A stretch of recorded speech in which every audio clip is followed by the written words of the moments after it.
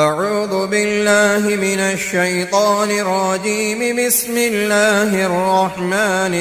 الرحيم. ألف لام ميم. ذلك الكتاب لا ريب فيه هدى للمتقين الذين يؤمنون بالغيب ويقيمون الصلاة ومما رزقناهم ينفقون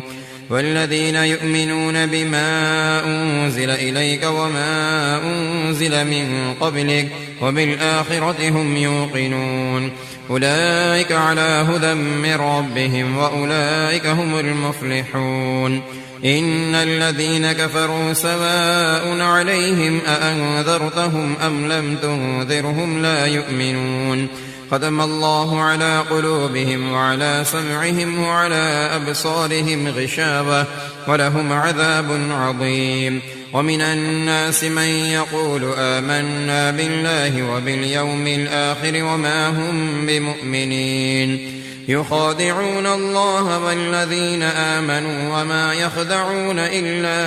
أنفسهم وما يشعرون في قلوبهم مرض فزادهم الله مرضا ولهم عذاب أليم بما كانوا يكذبون. وإذا قيل لهم لا تفسدوا في الأرض قالوا إنما نحن مصلحون ألا إنهم هم المفسدون ولكن لا يشعرون. وإذا قيل لهم آمنوا كما آمن الناس قالوا أنؤمن كما آمن السفهاء ألا إنهم هم السفهاء ولكن لا يعلمون. وإذا لقوا الذين آمنوا قالوا آمنا وإذا خلوا إلى شياطينهم قالوا إنا معكم إنما نحن مستهزئون الله يستهزئ بهم ويمدهم في طغيانهم يعمهون. أولئك الذين اشتروا الضلالة بالهدى فما ربحت تجارتهم وما كانوا مهتدين. مثلهم كمثل الذي استوقد نارا فلما أضاءت ما حوله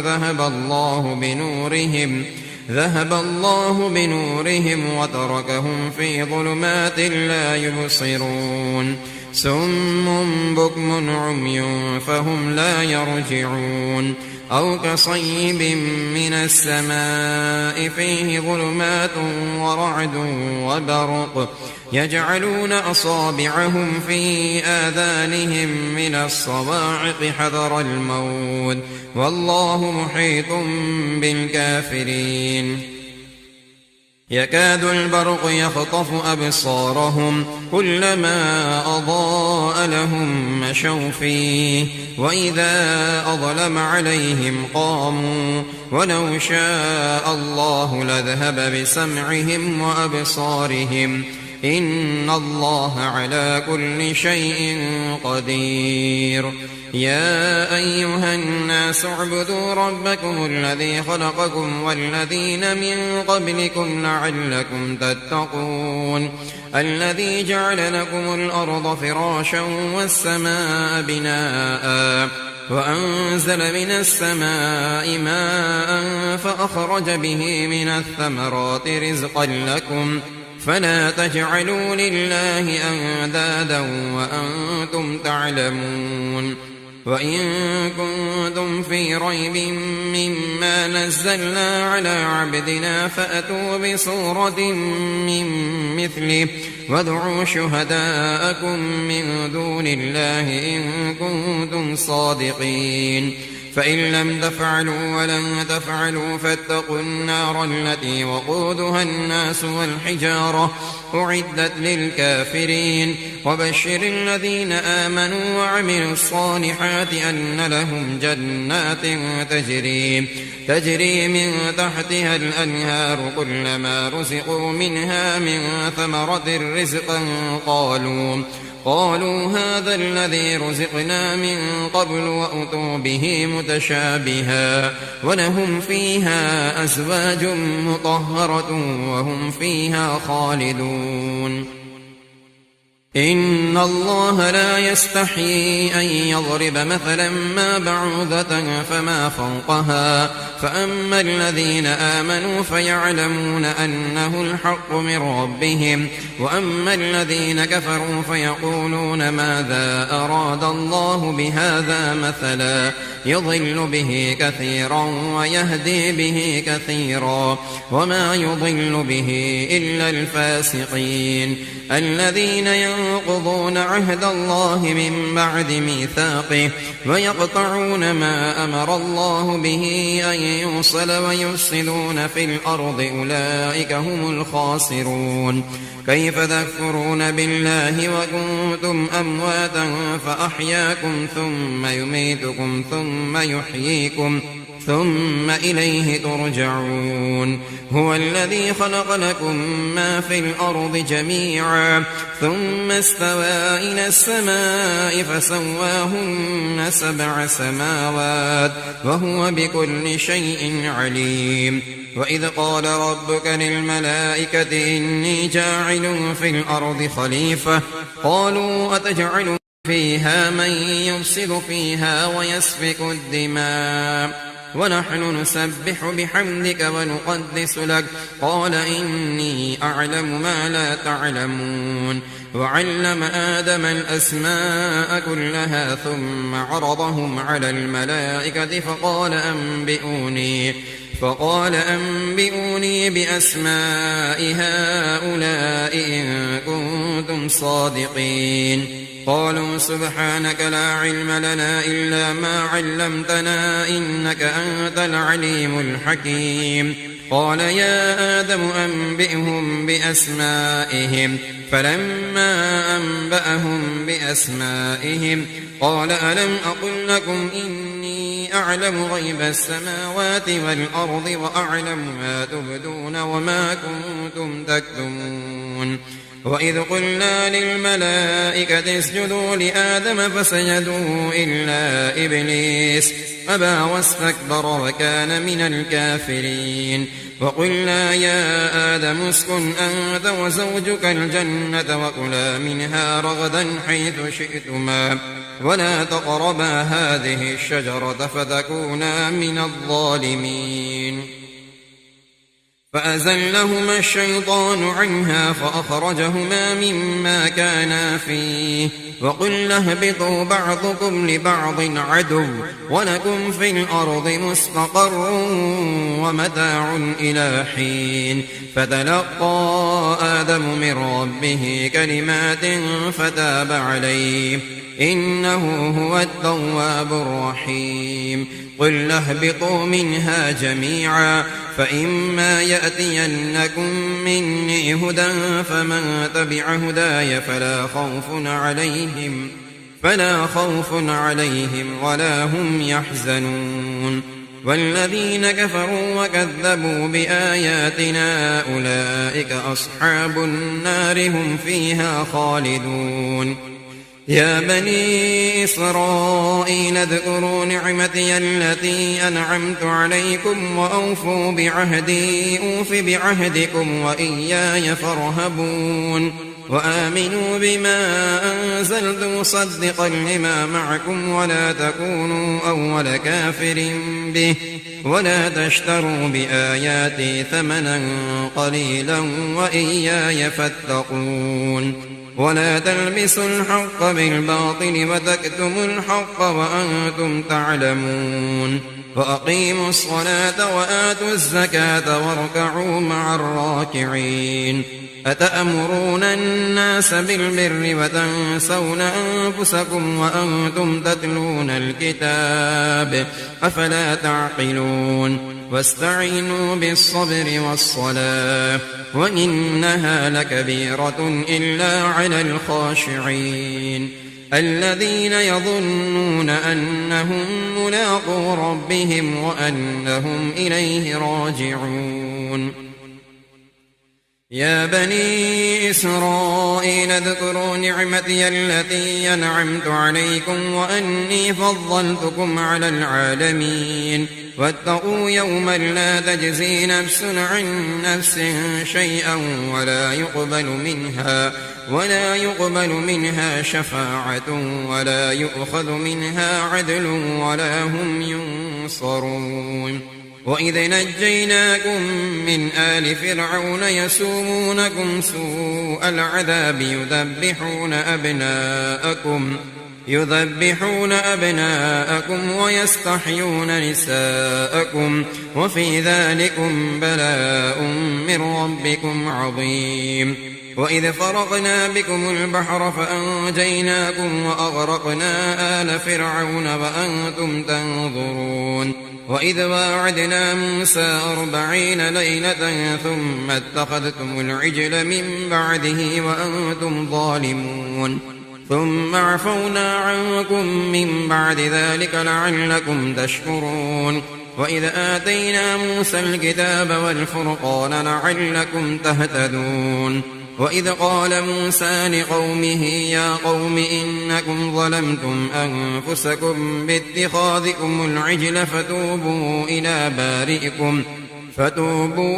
إلى بارئكم فاقتلوا أنفسكم ذلكم خير لكم عند بارئكم فتاب عليكم إنه هو التواب الرحيم. وإذ قلتم يا موسى لن نؤمن لك حتى نرى الله جهرة فأخذتكم الصاعقة وأنتم تنظرون ثم بعثناكم من بعد موتكم لعلكم تشكرون. وظللنا عليكم الغمام وأنزلنا عليكم المن والسلوى كلوا من طيبات ما رزقناكم وما ظلمونا ولكن كانوا أنفسهم يظلمون. وإذ قلنا ادخلوا هذه القرية فكلوا منها حيث شئتم رغدا وادخلوا الباب سجدا وقولوا حطة نغفر لكم خطاياكم وسنزيد المحسنين. فبدل الذين ظلموا قولا غير الذي قيل لهم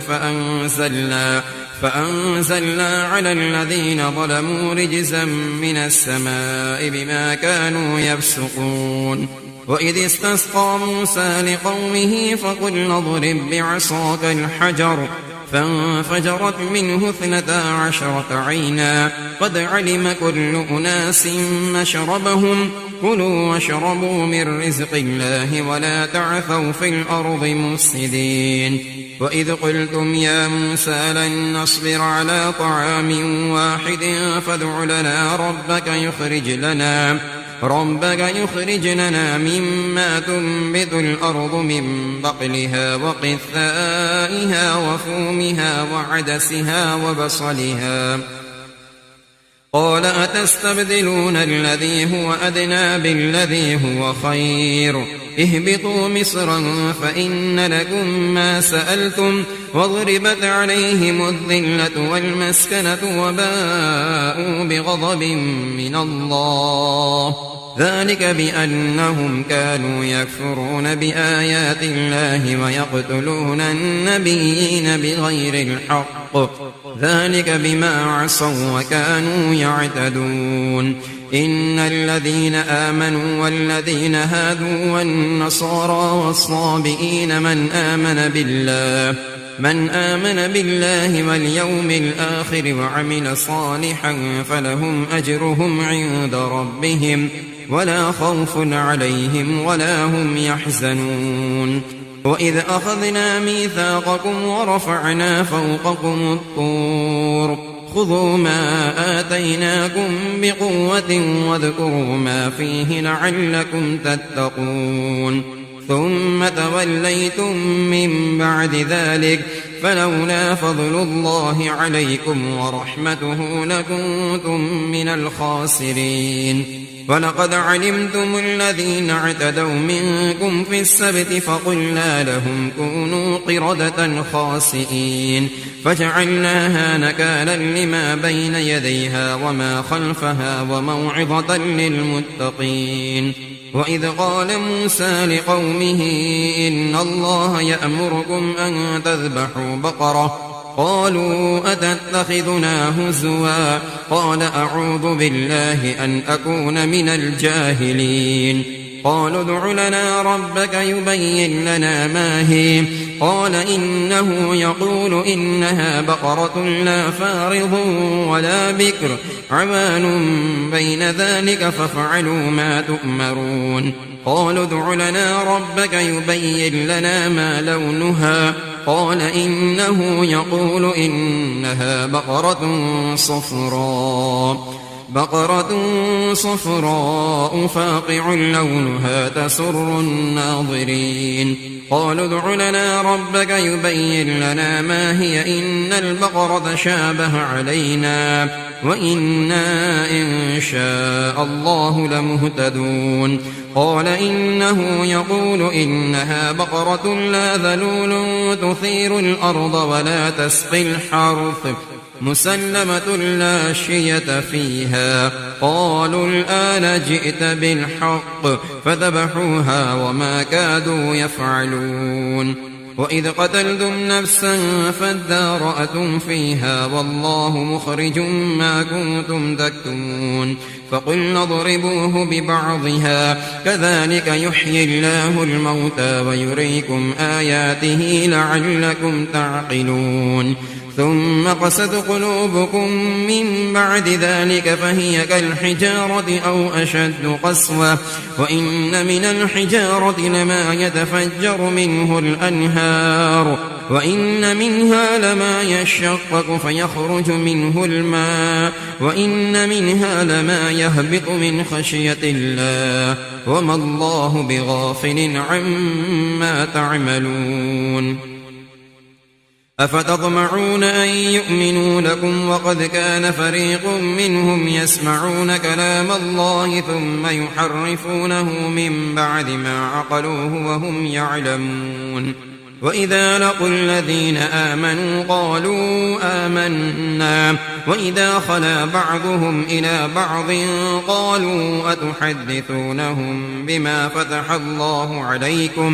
بما فتح الله عليكم ليحاجوكم به عند ربكم أفلا تعقلون أولا يعلمون أن الله يعلم ما يسرون وما يعلنون ومنهم أميون لا يعلمون الكتاب إلا أماني وإن هم إلا يظنون فويل للذين يكتبون الكتاب بأيديهم ثم يقولون هذا من عند الله ليشتروا به ثمنا قليلا فويل لهم مما كتبت أيديهم وويل لهم مما يكسبون وقالوا لن تمسنا النار إلا أياما معدودة قل أتخذتم عند الله عهدا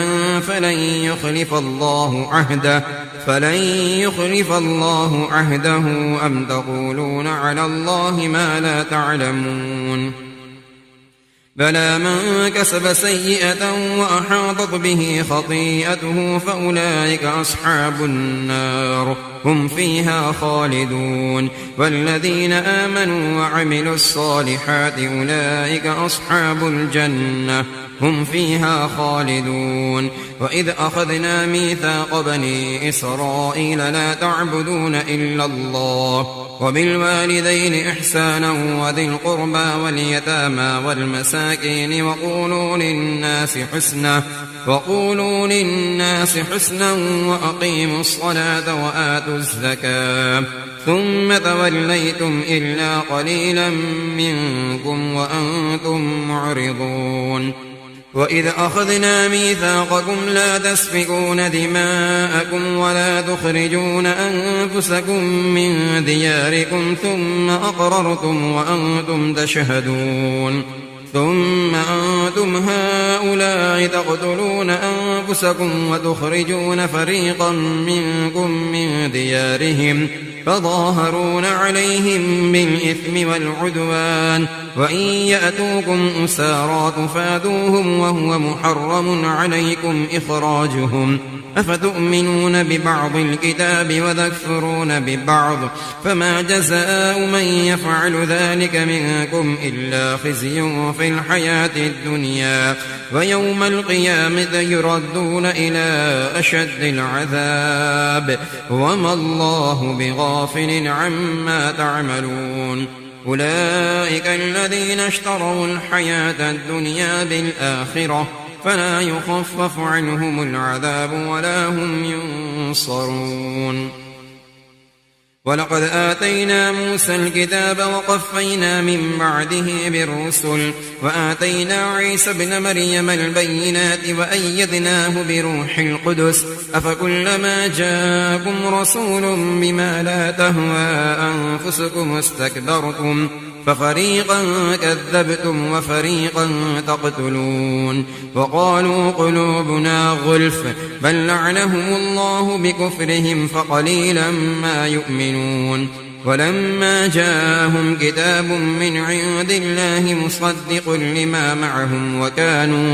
وكانوا من قبل يستفتحون على الذين كفروا فلما جاءهم ما عرفوا كفروا به فلعنة الله على الكافرين بئس ما اشتروا به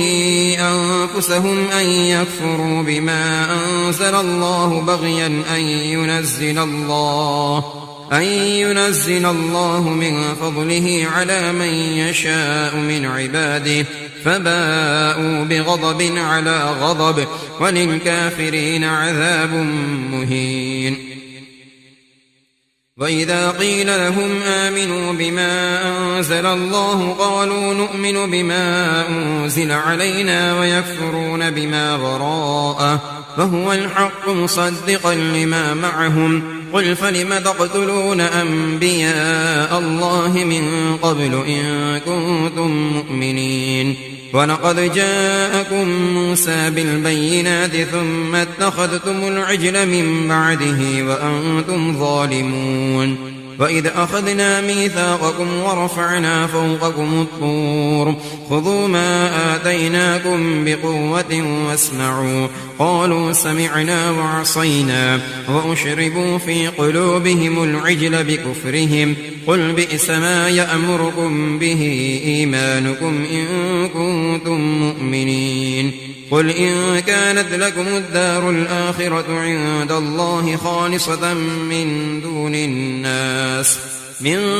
الناس فتمنوا الموت إن كنتم صادقين ولن يتمنوه أبدا بما قدمت أيديهم والله عليم بالظالمين ولتجدنهم أحرص الناس على حياة ومن الذين أشركوا يود أحدهم لو يعمر 1000 سنة وما هو بمزحزحه من العذاب أن يعمر والله بصير بما يعملون قل من كان عدوا لجبريل فإنه نزله على قلبك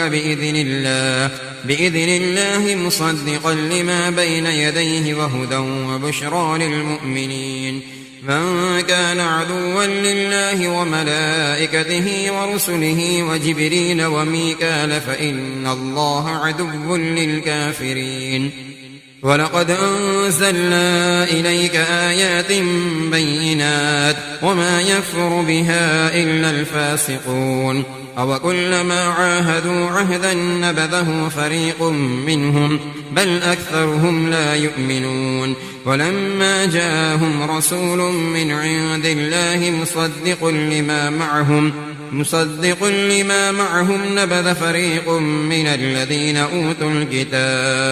كتاب الله وراء ظهورهم كأنهم لا يعلمون واتبعوا ما تتلو الشياطين على ملك سليمان وما كفر سليمان ولكن الشياطين كفروا يعلمون الناس السحر وما أنزل على الملكين ببابل هاروت وماروت وما يعلمان من أحد حتى يقولا إنما نحن فتنة فلا تكفر فيتعلمون منهما ما يفرقون به بين المرء وزوجه وما هم بضارين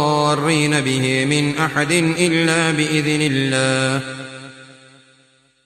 ويتعلمون ما يضرهم ولا ينفعهم ولقد علموا لمن اشتراه ما له في الآخرة من خلاق ولبئس ما شروا به أنفسهم لو كانوا يعلمون ولو أنهم آمنوا واتقوا لمثوبة من عند الله خير لو كانوا يعلمون يا أيها الذين آمنوا لا تقولوا راعنا وقولوا انظرنا واسمعوا وللكافرين عذاب أليم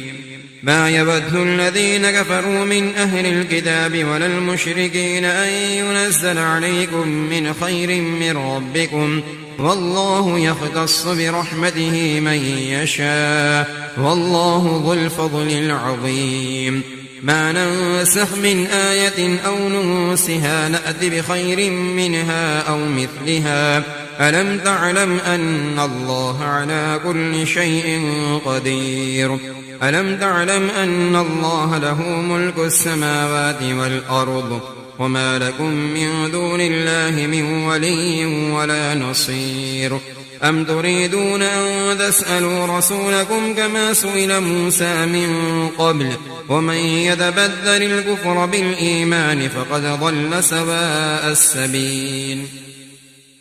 ود كثير من أهل الكتاب لو يردونكم من بعد إيمانكم كفارا حسدا من عند أنفسهم من بعد ما تبين لهم الحق فاعفوا واصفحوا حتى يأتي الله بأمره إن الله على كل شيء قدير وأقيموا الصلاة وآتوا الزكاة وما تقدموا لأنفسكم من خير تجدوه عند الله إن الله بما تعملون بصير وقالوا لن يدخل الجنة إلا من كان هودا أو نصارى تلك أمانيهم قل هاتوا برهانكم إن كنتم صادقين بلى من أسلم وجهه لله وهو محسن فله أجره عند ربه ولا خوف عليهم ولا هم يحزنون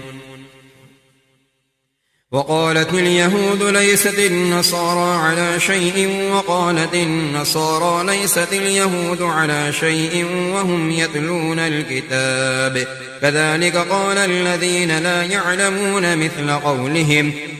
فالله يحكم بينهم يوم القيامة فيما كانوا فيه يختلفون ومن أظلم ممن منع مساجد الله أن يذكر فيها اسمه وسعى في خرابها أولئك ما كان لهم أن يدخلوها إلا خائفين لهم في الدنيا خزي ولهم في الآخرة عذاب عظيم ولله المشرق والمغرب فأينما تولوا فثم وجه الله إن الله واسع عليم وقالوا اتخذ الله ولدا سبحانه بل له ما في السماوات والأرض كل له قانتون بديع السماوات والأرض وإذا قضى أمرا فإنما يقول له كن فيكون وقال الذين لا يعلمون لولا يكلمنا الله أو تأتينا آية كذلك قال الذين من قبلهم مثل قولهم تشابهت قلوبهم قد بينا الآيات لقوم يوقنون إنا أرسلناك بالحق بشيرا ونذيرا ولا تسأل عن أصحاب الجحيم ولن ترضى عنك اليهود ولا النصارى حتى تتبع ملتهم قل إن هدى الله هو الهدى ولئن اتبعت أهواءهم بعد الذي جاءك من العلم ما لك من الله من ولي ولا نصير الذين آتيناهم الكتاب يتلونه حق تلاوته أولئك يؤمنون به، ومن يكفر به فأولئك هم الخاسرون. يا بني إسرائيل اذكروا نعمتي التي أنعمت عليكم وأني فضلتكم على العالمين، واتقوا يوما لا تجزي نفس عن نفس شيئا ولا يقبل منها عدل ولا تنفعها شفاعة ولا هم ينصرون. وإذ ابتلى إبراهيم ربه بكلمات فأتمهن قال إني جاعلك للناس إماما قال ومن ذريتي قال لا ينال عهد الظالمين. وإذ جعلنا البيت مثابة للناس وأمنا واتخذوا من مقام إبراهيم مصلى وعهدنا إلى إبراهيم وإسماعيل أن طهرا بيتي للطائفين والعاكفين والركع السجود. وإذ قال إبراهيم رب اجعل هذا بلدا آمنا وارزق أهله من الثمرات من آمن منهم بالله واليوم الآخر قال ومن كفر فأمتعه قليلا ثم أضطره إلى عذاب النار وبئس المصير. وإذ يرفع إبراهيم القواعد من البيت وإسماعيل ربنا تقبل منا إنك أنت السميع العليم ربنا واجعلنا مسلمين لك ومن ذريتنا أمة مسلمة لك وأرنا مناسكنا وتب علينا إنك أنت التواب الرحيم ربنا وابعث فيهم رسولا منهم يتلو عليهم آياتك ويعلمهم الكتاب والحكمة ويزكيهم إنك أنت العزيز الحكيم. ومن يرغب عن ملة إبراهيم إلا من سفه نفسه ولقد اصطفيناه في الدنيا وإنه في الآخرة لمن الصالحين. إذ قال له ربه أسلم قال أسلمت لرب العالمين. ووصى بها إبراهيم بنيه ويعقوب يا بني إن الله اصطفى لكم الدين فلا تموتن إلا وأنتم مسلمون. أم كنتم شهداء إذ حضر يعقوب الموت إذ قال لبنيه ما تعبدون من بعدي قالوا نعبد إلهك وإله آبائك إبراهيم وإسماعيل وإسحاق إلها واحدا ونحن له مسلمون. تلك أمة قد خلت لها ما كسبت ولكم ما كسبتم ولا تسألون عما كانوا يعملون. وقالوا كونوا هودا أو نصارى تهتدوا قل بل ملة إبراهيم حنيفا وما كان من المشركين. قولوا آمنا بالله وما أنزل إلينا وما أنزل إلى إبراهيم وإسماعيل وإسحاق ويعقوب والأسباط وما أوتي موسى وعيسى وما أوتي النبيون من ربهم لا نفرق بين أحد منهم ونحن له مسلمون. فإن آمنوا بمثل ما آمنتم به فقد اهتدوا وإن تولوا فإنما هم في شقاق فسيكفيكهم الله وهو السميع العليم. صبغة الله ومن أحسن من الله صبغة ونحن له عابدون. قل أتحاجوننا في الله وهو ربنا وربكم ولنا أعمالنا ولكم أعمالكم ونحن له مخلصون. أم تقولون إن إبراهيم وإسماعيل وإسحاق ويعقوب والأسباط كانوا هودا أو نصارى قل أأنتم أعلم أم الله ومن أظلم ممن كتم شهادة عنده من الله وما الله بغافل عما تعملون تلك أمة قد خلت لها ما كسبت ولكم ما كسبتم ولا تسألون عما كانوا يعملون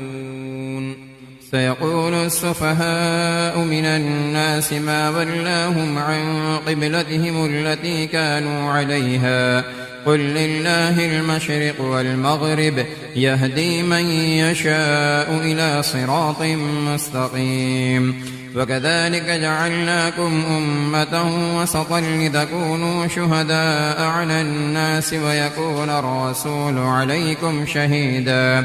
وما جعلنا القبلة التي كنت عليها إلا لنعلم من يتبع الرسول ممن ينقلب على عقبيه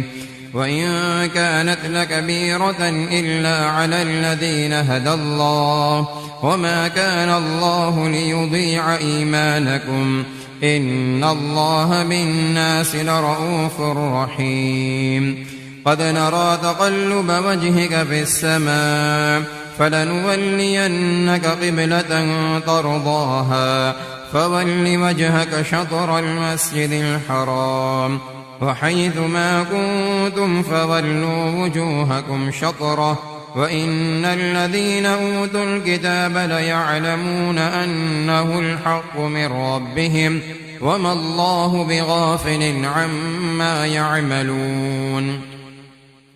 ولئن أتيت الذين أوتوا الكتاب بكل آية ما تبعوا قبلتك وما أنت بتابع قبلتهم وما بعضهم بتابع قبلة بعض ولئن اتبعت أهواءهم من بعد ما جاءك من العلم إنك إذا لمن الظالمين الذين آتيناهم الكتاب يعرفونه كما يعرفون أبناءهم وإن فريقا منهم ليكتمون الحق وهم يعلمون الحق من ربك فلا تكونن من الممترين ولكل وجهة هو موليها فاستبقوا الخيرات أينما تكونوا يأت بكم الله جميعا إن الله على كل شيء قدير ومن حيث خرجت فول وجهك شطر المسجد الحرام وإنه للحق من ربك وما الله بغافل عما تعملون ومن حيث خرجت فول وجهك شطر المسجد الحرام وحيث ما كنتم فولوا وجوهكم شطره لئلا يكون للناس عليكم حجة إلا الذين ظلموا منهم فلا تخشوهم واخشوني ولأتم نعمتي عليكم ولعلكم تهتدون كما أرسلنا فيكم رسولا منكم يتلو عليكم آياتنا ويزكيكم ويعلمكم الكتاب والحكمة ويعلمكم ما لم تكونوا تعلمون فاذكروني أذكركم واشكروا لي ولا تكفرون يا أيها الذين آمنوا استعينوا بالصبر والصلاة إن الله مع الصابرين ولا تقولوا لمن يقتل في سبيل الله أموات بل أحياء ولكن لا تشعرون ولنبلونكم بشيء من الخوف والجوع ونقص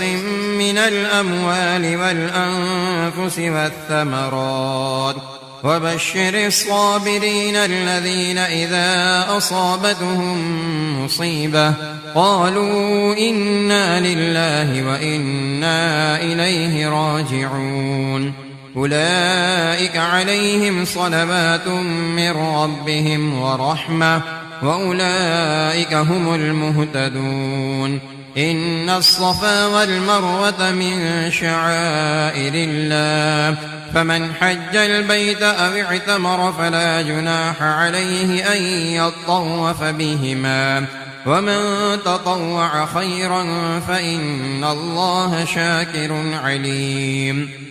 إن الذين يكتمون ما أنزلنا من البينات والهدى من بعد ما بيناه للناس في الكتاب أولئك يلعنهم الله ويلعنهم اللاعنون إلا الذين تابوا وأصلحوا وبينوا فأولئك أتوب عليهم وأنا التواب الرحيم إن الذين كفروا وماتوا وهم كفار أولئك عليهم لعنة الله والملائكة والناس أجمعين خالدين فيها لا يخفف عنهم العذاب ولا هم ينظرون وإلهكم إله واحد لا إله إلا هو الرحمن الرحيم إن في خلق السماوات والأرض واختلاف الليل والنهار والفلك التي تجري في البحر بما ينفع الناس وما أنزل الله من السماء من ماء فأحيا به الأرض بعد موتها وبث فيها من كل دابة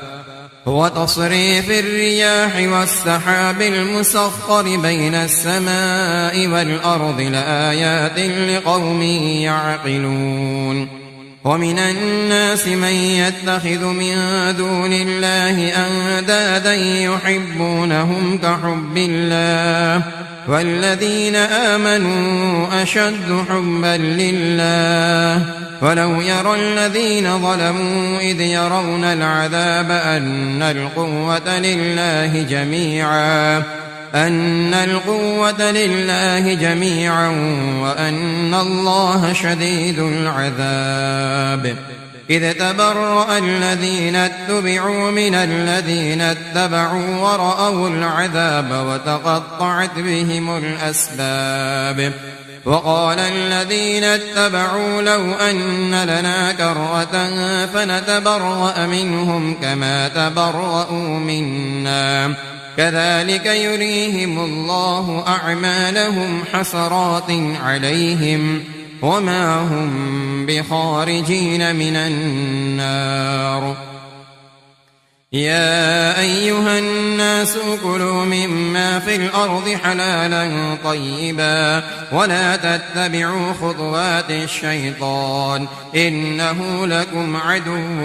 مبين إنما يأمركم بالسوء والفحشاء وأن تقولوا على الله ما لا تعلمون وإذا قيل لهم اتبعوا ما أنزل الله قالوا بل نتبع ما ألفينا عليه آباءنا أولو كان آباؤهم لا يعقلون شيئا ولا يهتدون ومثل الذين كفروا كمثل الذي ينعق بما لا يسمع إلا دعاء ونداء صم بكم عمي فهم لا يعقلون يا أيها الذين آمنوا كلوا من طيبات ما رزقناكم واشكروا لله إن كنتم إياه تعبدون إنما حرم عليكم الميتة والدم ولحم الخنزير وما أهل به لغير الله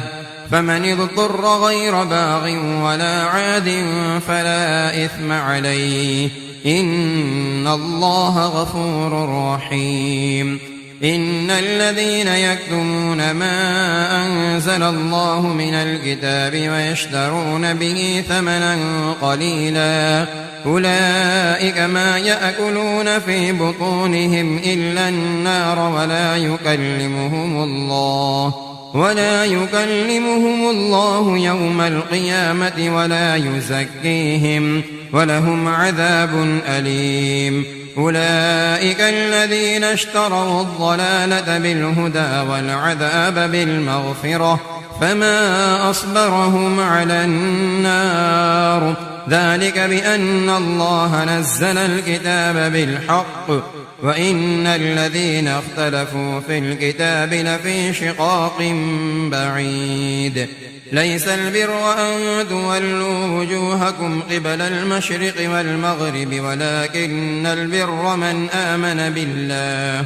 من آمن بالله واليوم الآخر والملائكة والكتاب والنبيين وآتى المال على حبه ذوي القربى واليتامى والمساكين وابن السبيل والسائلين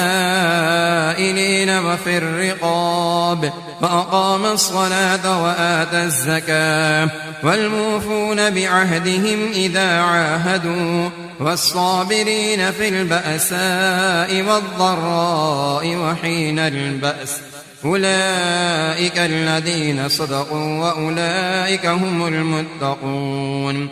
يا أيها الذين آمنوا كتب عليكم القصاص في القتلى الحر بالحر والعبد بالعبد والأنثى بالأنثى فمن عفي له من أخيه شيء فاتباع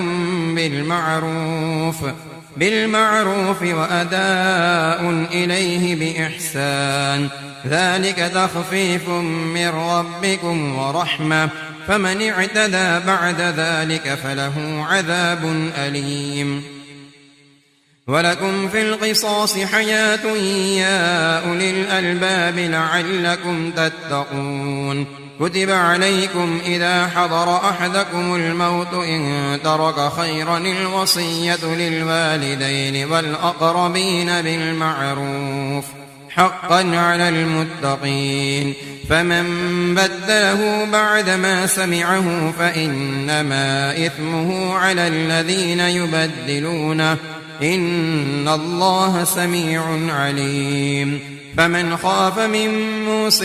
جنفا أو إثما فأصلح بينهم فلا إثم عليه إن الله غفور رحيم يا أيها الذين آمنوا كتب عليكم الصيام كما كتب على الذين من قبلكم لعلكم تتقون أياما معدودات فمن كان منكم مريضا أو على سفر فعدة من أيام أخر وعلى الذين يطيقونه فدية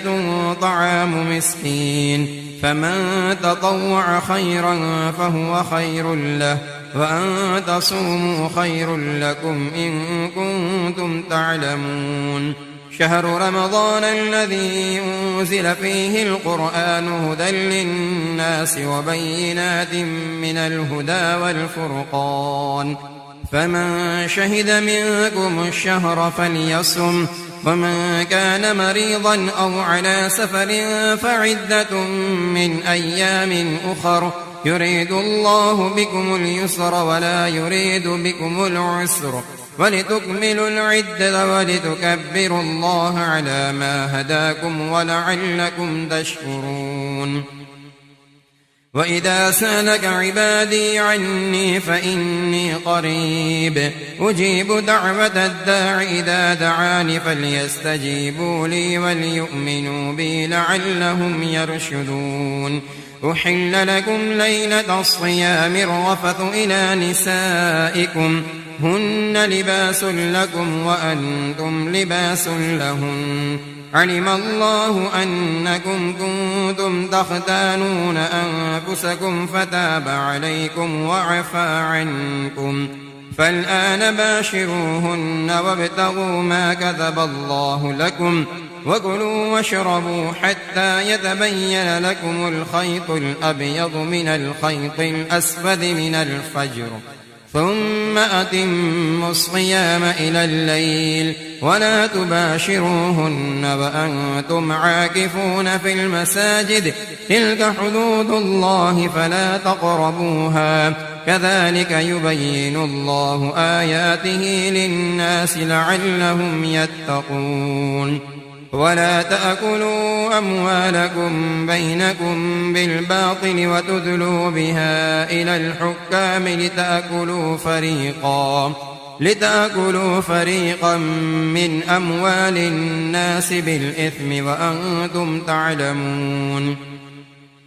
يسألونك عن الأهلة قل هي مواقيت للناس والحج وليس البر بأن تأتوا البيوت من ظهورها ولكن البر من اتقى وأتوا البيوت من أبوابها واتقوا الله لعلكم تفلحون وقاتلوا في سبيل الله الذين يقاتلونكم ولا تعتدوا إن الله لا يحب المعتدين واقتلوهم حيث ثقفتموهم وأخرجوهم من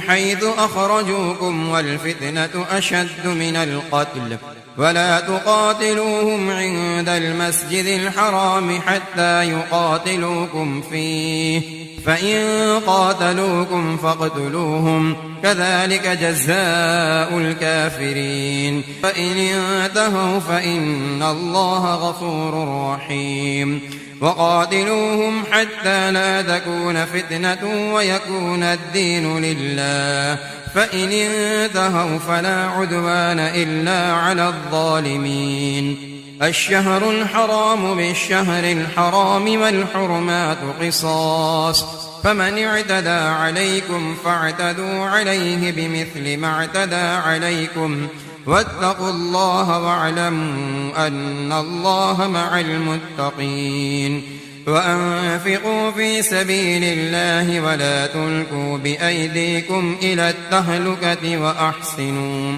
إن الله يحب المحسنين وأتموا الحج والعمرة لله فإن أحصرتم فما استيسر من الهدي ولا تحلقوا رؤوسكم حتى يبلغ الهدي محله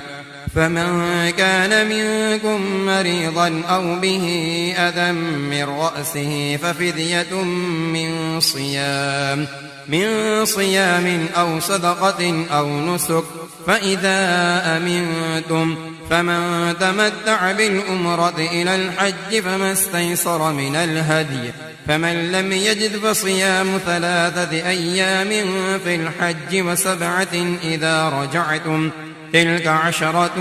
كاملة ذلك لمن لم يكن أهله حاضر المسجد الحرام واتقوا الله واعلموا أن الله شديد العقاب الحج أشهر معلومات فمن فرض فيهن الحج فلا رفث ولا فسوق ولا جدال في الحج وما تفعلوا من خير يعلمه الله وتزودوا فإن خير الزاد التقوى واتقون يا أولي الألباب ليس عليكم جناح أن تبتغوا فضلا من ربكم فإذا أفضتم من عرفات فاذكروا الله عند المشعر الحرام واذكروه كما هداكم وإن كنتم من قبله لمن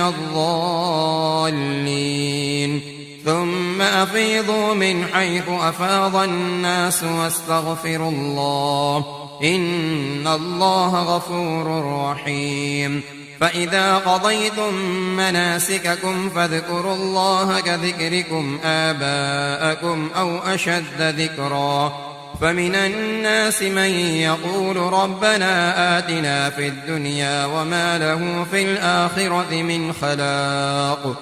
ومنهم من يقول ربنا آتنا في الدنيا حسنة وفي الآخرة حسنة وقنا عذاب النار أولئك لهم نصيب مما كسبوا والله سريع الحساب واذكروا الله في أيام معدودات فمن تعجل في يومين فلا إثم عليه ومن تأخر فلا إثم عليه لمن اتقى واتقوا الله واعلموا أنكم إليه تحشرون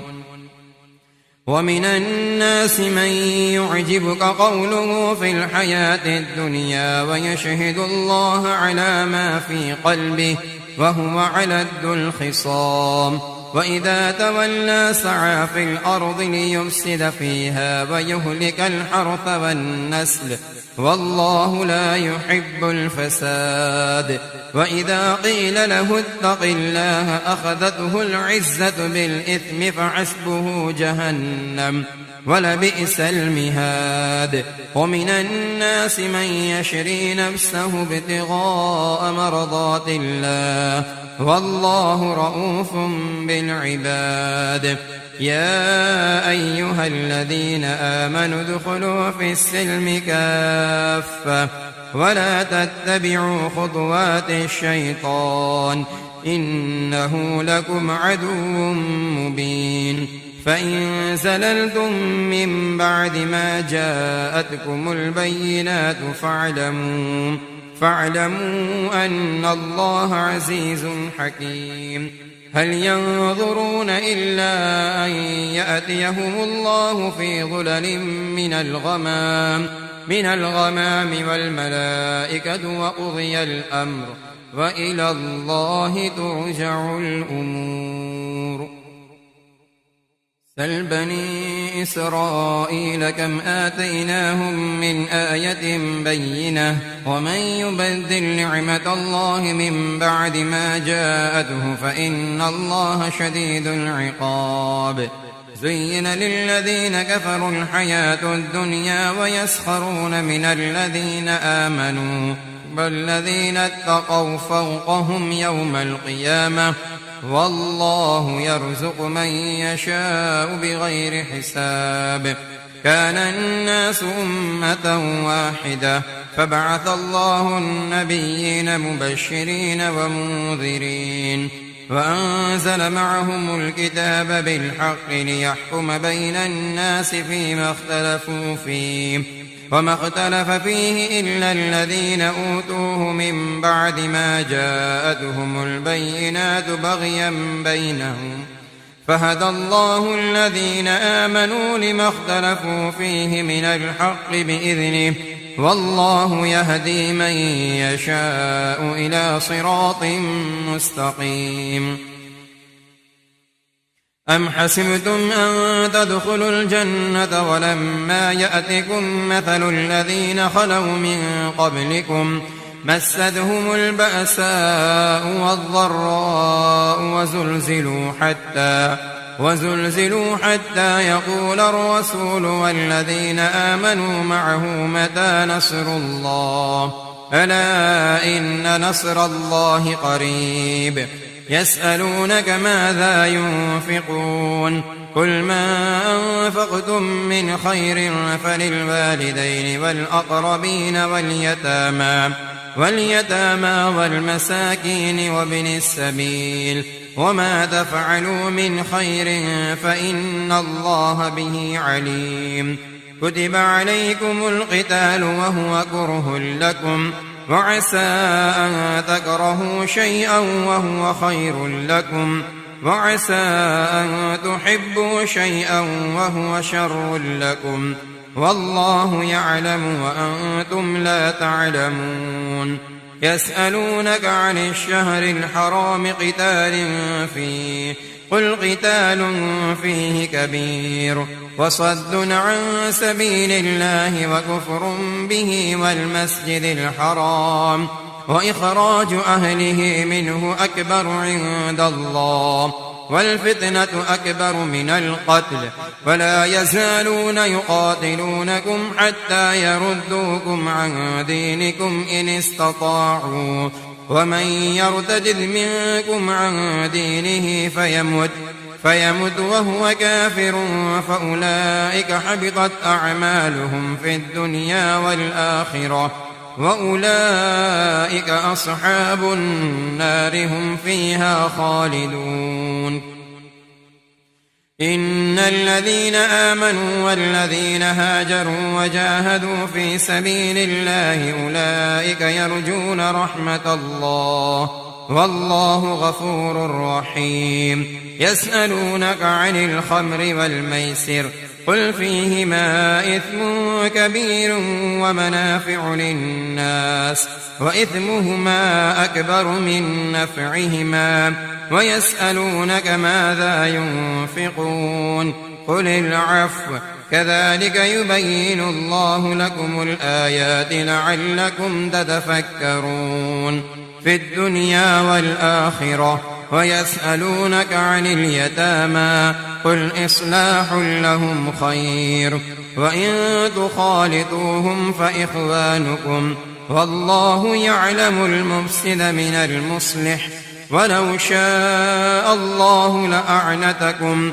إن الله عزيز حكيم. ولا تنكحوا المشركات حتى يؤمنوا ولأمة مؤمنة خير من مشركة ولو أعجبتكم ولا تنكحوا المشركين حتى يؤمنوا ولعبد مؤمن خير من مشرك ولو أعجبكم أولئك يدعون إلى النار والله يدعو إلى الجنة والمغفرة بإذنه ويبين آياته للناس لعلهم يتذكرون.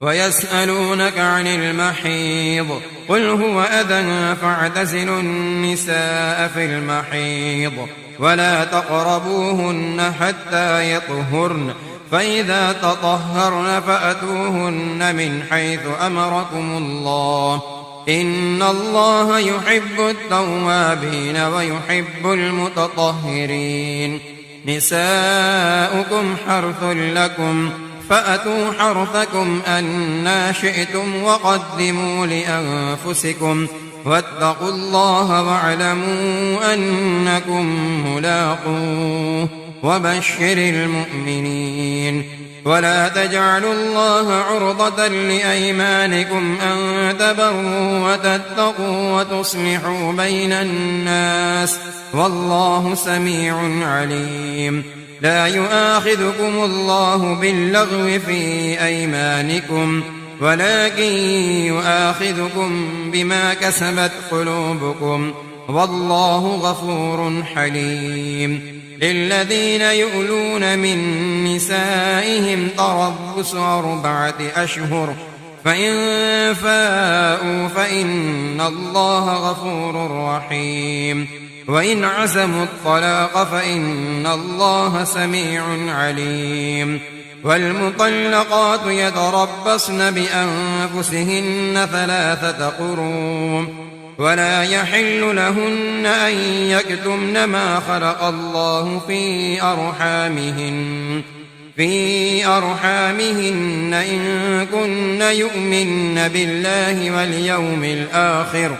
وبعولتهن أحق بردهن في ذلك إن أرادوا إصلاحا ولهن مثل الذي عليهن بالمعروف وللرجال عليهن درجة والله عزيز حكيم. الطلاق 2 فإمساك بمعروف أو تسريح بإحسان ولا يحل لكم أن تأخذوا مما آتيتموهن شيئا إلا أن يخافا ألا يقيما حدود الله فإن خفتم ألا يقيما حدود الله فلا جناح عليهما فيما افتدت به تلك حدود الله فلا تعتدوها ومن يتعد حدود الله فأولئك هم الظالمون. فإن طلقها فلا تحل له من بعد حتى تنكح زوجا غيره. فإن طلقها فلا جناح عليهما أن يتراجعا إن ظنا أن يقيما حدود الله، وتلك حدود الله يبينها لقوم يعلمون. وإذا طلقتم النساء فبلغن أجلهن فأمسكوهن بمعروف أو سرحوهن بمعروف، ولا تمسكوهن ضرارا لتعتدوا، ومن يفعل ذلك فقد ظلم نفسه. ولا تتخذوا آيات الله هزوا، واذكروا نعمة الله عليكم وما أنزل عليكم من الكتاب والحكمة يعظكم به، واتقوا الله واعلموا أن الله بكل شيء عليم. وإذ طلقتم النساء فبلغن أجلهن فلا تعضلوهن أن ينكحن أزواجهن إذا تراضوا بينهم بالمعروف، ذلك يوعظ به من كان منكم يؤمن بالله واليوم الآخر، ذلكم أزكى لكم وأطهر، والله يعلم وأنتم لا تعلمون. والوالدات يرضعن أولادهن حولين كاملين لمن أراد أن يتم الرضاعة، وعلى المولود له رزقهن وكسوتهن بالمعروف، لا تكلف نفس إلا وسعها، لا تضار والدة بولدها ولا مولود له بولده، وعلى الوارث مثل ذلك، فإن أرادا فصالا عن تراض منهما وتشاور فلا جناح عليهما. وإن أردتم أن تسترضعوا أولادكم فلا جناح عليكم إذا سلمتم ما آتيتم بالمعروف، واتقوا الله واعلموا أن الله بما تعملون بصير. والذين يتوفون منكم ويذرون أزواجا يتربصن بأنفسهن 4 أشهر وعشرا، فإذا بلغن أجلهن فلا جناح عليكم فيما فعلن في أنفسهن بالمعروف، والله بما تعملون خبير. ولا جناح عليكم فيما عرضتم به من خطبة النساء أو أكننتم في أنفسكم، علم الله أنكم ستذكرونهن ولكن لا تواعدوهن سرا إلا أن تقولوا قولا معروفا، ولا تعزموا عقدة النكاح حتى يبلغ الكتاب أجله، واعلموا أن الله يعلم ما في أنفسكم فاحذروه، واعلموا أن الله غفور حليم. لا جناح عليكم إن طلقتم النساء ما لم تمسوهن أو تفرضوا لهن فريضة، ومتعوهن على الموسع قدره وعلى المقتر قدره متاعا بالمعروف، حقا على المحسنين. وإن طلقتموهن من قبل أن تمسوهن وقد فرضتم لهن فريضة فنصف ما فرضتم إلا أن يعفون أو يعفو الذي بيده عقدة النكاح، وأن تعفوا أقرب للتقوى ولا تنسوا الفضل بينكم إن الله بما تعملون بصير حافظوا على الصلوات والصلاة الوسطى وقوموا لله قانتين فإن خفتم فرجالا أو ركبانا فإذا أمنتم فاذكروا الله كما علمكم ما لم تكونوا تعلمون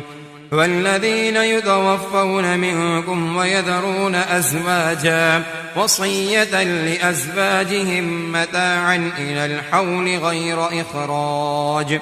فإن خرجن فلا جناح عليكم فيما فعلن في أنفسهن من معروف والله عزيز حكيم وللمطلقات متاع بالمعروف حقا على المتقين كذلك يبين الله لكم آياته لعلكم تعقلون ألم تر إلى الذين خرجوا من ديارهم وهم ألوف حذر الموت فقال لهم الله موتوا ثم أحياهم إن الله لذو فضل على الناس ولكن أكثر الناس لا يشكرون وقاتلوا في سبيل الله واعلموا أن الله سميع عليم من ذا الذي يقرض الله قرضا حسنا فيضاعفه له أضعافا كثيرة والله يقبض ويبسط وإليه ترجعون ألم تر إلى الملأ من بني إسرائيل من بعد موسى إذ قالوا لنبي له مبعث لنا ملكا نقاتل في سبيل الله قال هل عسيتم إن كتب عليكم القتال ألا تقاتلوا قالوا وما لنا ألا نقاتل في سبيل الله وقد أخرجنا من ديارنا وأبنائنا فلما كتب عليهم القتال تولوا إلا قليلا منهم والله عليم بالظالمين وقال لهم نبيهم إن الله قد بعث لكم طالوت ملكا قالوا أنى يكون له الملك علينا ونحن أحق بالملك منه ولم يؤت سعة من المال قال إن الله اصطفاه عليكم وزاده بسطة في العلم والجسم والله يؤتي ملكه من يشاء والله واسع عليم وقال لهم نبيهم إن آية ملكه أن يأتيكم التابوت فيه سكينة من ربكم وبقية مما ترك آل موسى وآل هارون تحمله الملائكة إن في ذلك لآية لكم إن كنتم مؤمنين فلما فصل طالوت بالجنود قال إن الله مبتليكم بنهر فمن شرب منه فليس مني ومن لم يطعمه فإنه مني إلا من اغترف غرفة بيده فشربوا منه إلا قليلا منهم فلما جاوزه هو والذين آمنوا معه قالوا لا طاقة لنا اليوم بجالوت وجنوده قال الذين يظنون أنهم ملاقو الله كم من فئة قليلة غلبت فئة كثيرة بإذن الله والله مع الصابرين ولما برزوا لجالوت وجنوده قالوا ربنا أفرغ علينا صبرا وثبت أقدامنا وانصرنا على القوم الكافرين فهزموهم بإذن الله وقتل داود جالوت وآتاه الله الملك والحكمة وعلمه مما يشاء ولولا دفع الله الناس بعضهم ببعض لفسدت الأرض ولكن الله ذو فضل على العالمين تلك آيات الله نتلوها عليك بالحق وإنك لمن المرسلين تلك الرسل فضلنا بعضهم على بعض منهم من كلم الله ورفع بعضهم درجات وآتينا عيسى ابن مريم البينات وأيدناه بروح القدس ولو شاء الله ما اقتتل الذين من بعدهم من بعد ما جاءتهم البينات ولكن اختلفوا فمنهم من آمن ومنهم من كفر ولو شاء الله ما اقتتلوا ولكن الله يفعل ما يريد يا أيها الذين آمنوا أنفقوا مما رزقناكم من قبل أن يأتي يوم لا بيع فيه ولا خلة ولا شفاعة والكافرون هم الظالمون الله لا إله إلا هو الحي القيوم لا تأخذه سنة ولا نوم له ما في السماوات وما في الأرض من ذا الذي يشفع عنده إلا بإذنه يعلم ما بين أيديهم وما خلفهم ولا يحيطون بشيء من علمه إلا بما شاء وسع كرسيه السماوات والأرض ولا يؤوده حفظهما وهو العلي العظيم لا إكراه في الدين قد تبين الرشد من الغي فمن يكفر بالطاغوت ويؤمن بالله فقد استمسك بالعروة الوثقى لا انفصام لها والله سميع عليم الله ولي الذين آمنوا يخرجهم من الظلمات إلى النور والذين كفروا أولياؤهم الطاغوت يخرجونهم من النور إلى الظلمات أولئك أصحاب النار هم فيها خالدون ألم تر إلى الذي حاج إبراهيم في ربه أن آتاه الله الملك إذ قال إبراهيم ربي الذي يحيي ويميت قال أنا أحيي وأميت قال إبراهيم فإن الله يأتي بالشمس من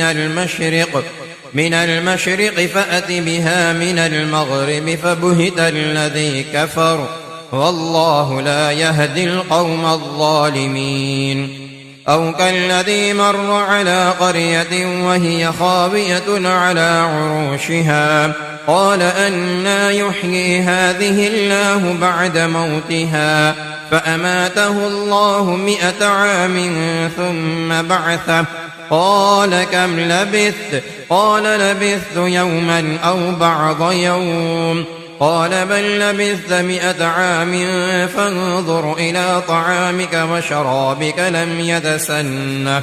وانظر إلى حمارك ولنجعلك آية للناس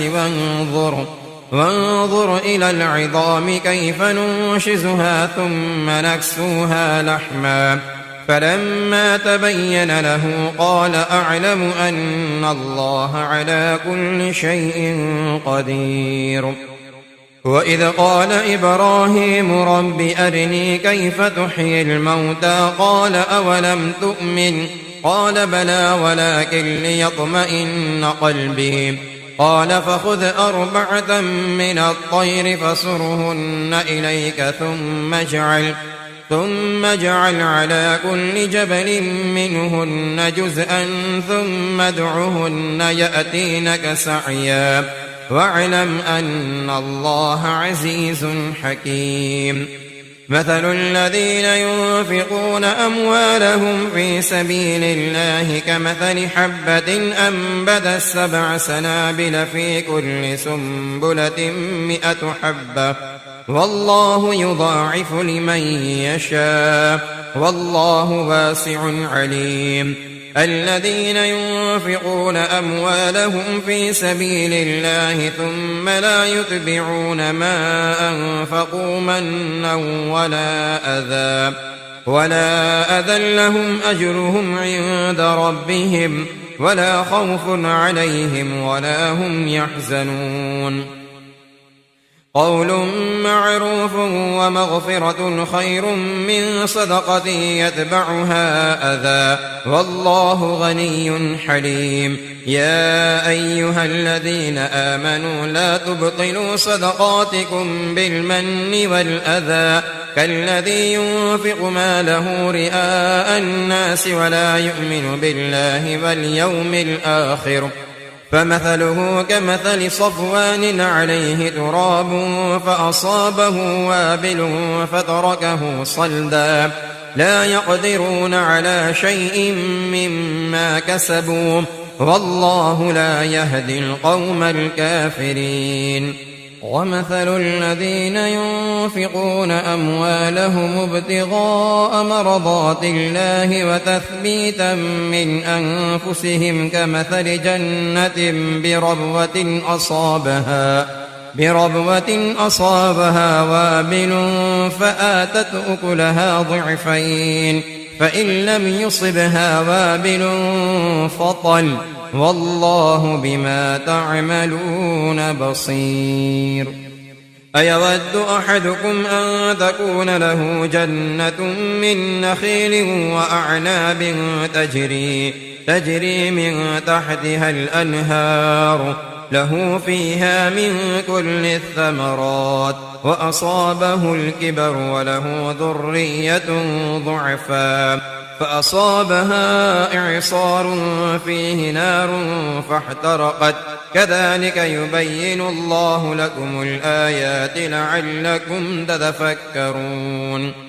يا أيها الذين آمنوا أنفقوا من طيبات ما كسبتم ومما أخرجنا لكم من الأرض ولا تيمموا الخبيث منه تنفقون ولستم بآخذيه إلا أن تغمضوا فيه واعلموا أن الله غني حميد. الشيطان يعدكم الفقر ويأمركم بالفحشاء والله يعدكم مغفرة منه وفضلا والله واسع عليم. يؤتي الحكمة من يشاء ومن يؤت الحكمة فقد أوتي خيرا كثيرا وما يذكر إلا أولو الألباب. وما أنفقتم من نفقة أو نذرتم من نذر فإن الله يعلمه وما للظالمين من أنصار. إن تبدوا الصدقات فنعما هي وإن تخفوها وتؤتوها الفقراء فهو خير لكم ويكفر عنكم من سيئاتكم والله بما تعملون خبير. ليس عليك هداهم ولكن الله يهدي من يشاء وما تنفقوا من خير فلأنفسكم وما تنفقون إلا ابتغاء وجه الله وما تنفقوا من خير يوفى إليكم وأنتم لا تظلمون. للفقراء الذين أحصروا في سبيل الله لا يستطيعون ضربا في الأرض يحسبهم الجاهل أغنياء من التعفف تعرفهم بسيماهم لا يسألون الناس إلحافا وما تنفقوا من خير فإن الله به عليم. الذين ينفقون أموالهم بالليل والنهار سرا وعلانية فلهم أجرهم عند ربهم ولا خوف عليهم ولا هم يحزنون. الذين يأكلون الربا لا يقومون إلا كما يقوم الذي يتخبطه الشيطان من المس،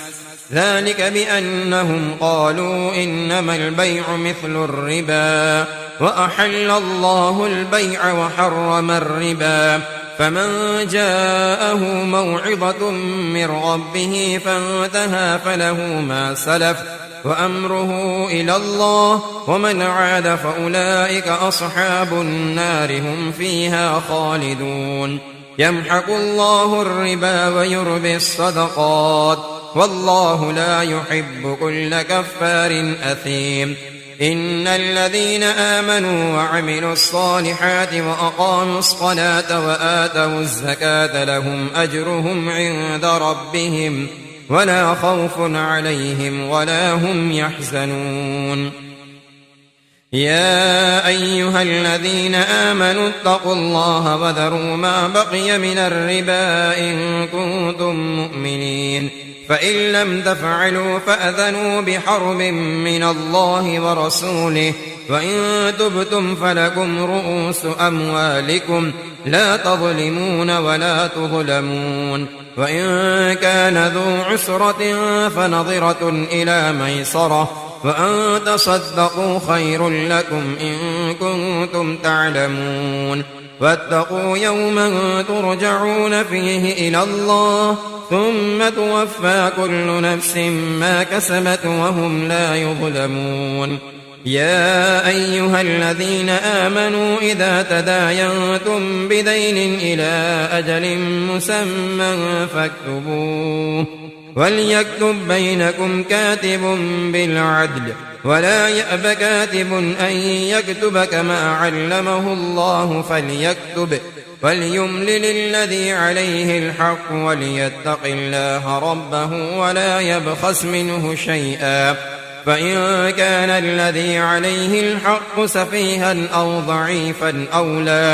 أو لا يستطيع أن يمله فليملل وليه بالعدل، واستشهدوا شهيدين من رجالكم، فإن لم يكونا رجلين فرجل وامرأتان ممن ترضون من الشهداء أن تضل إحداهما فتذكر إحداهما الأخرى. ولا يأبى الشهداء إذا ما دعوا، ولا تسأموا أن تكتبوه صغيرا أو كبيرا إلى أجله، ذلكم أقسط عند الله وأقوم للشهادة وأدنى ألا ترتابوا إلا أن تكون تجارة حاضرة تديرونها بينكم فليس عليكم جناح ألا تكتبوها، وأشهدوا إذا تبايعتم، ولا يضار كاتب ولا شهيد، وإن تفعلوا فإنه فسوق بكم، واتقوا الله ويعلمكم الله، والله بكل شيء عليم. وإن كنتم على سفر ولم تجدوا كاتبا فرهان مقبوضة، فإن أمن بعضكم بعضا فليؤدي الذي ائتمن أمانته وليتق الله ربه ولا تكتموا الشهادة، ومن يكتمها فإنه آثم قلبه، والله بما تعملون عليم. لله ما في السماوات وما في الأرض، وإن تبدوا ما في أنفسكم أو تخفوه يحاسبكم به الله، فيغفر لمن يشاء ويعذب من يشاء، والله على كل شيء قدير. آمن الرسول بما أنزل إليه من ربه والمؤمنون كل آمن بالله وملائكته وكتبه ورسله لا نفرق بين أحد من رسله، وقالوا سمعنا وأطعنا غفرانك ربنا وإليك المصير. لا يكلف الله نفسا إلا وسعها لها ما كسبت وعليها ما اكتسبت ربنا لا تؤاخذنا إن نسينا أو أخطأنا ربنا ولا تحمل علينا إصرا كما حملته على الذين من قبلنا ربنا ولا تحملنا ما لا طاقة لنا به واعف عنا واغفر لنا وارحمنا أنت مولانا فانصرنا على القوم الكافرين. صدق الله العظيم.